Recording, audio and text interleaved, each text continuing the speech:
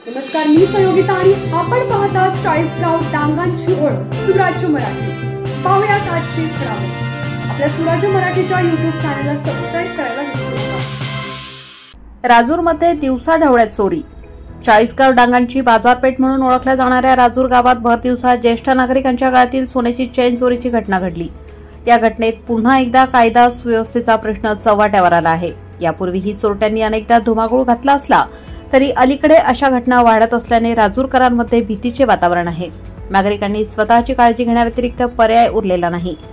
रविवारी दुपारी सुमारे 2:30 वाजता सेवानिवृत्त शिक्षक किसन भांगरे गुरुजी आपली कामे आटपून घरी जात असताना स्वामी समर्थ केंद्राजवळ एक अनोळखी व्यक्तीने त्यांना बोलण्यात गुंतवले। त्यानंतर गळ्यातील 1 तोळ्याची सोन्याची चेन चोरून तो फरार झाला।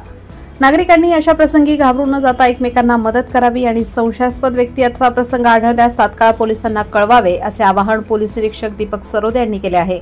या प्रकरणाचा पुढील तपास राजूर पोलीस करत आहेत।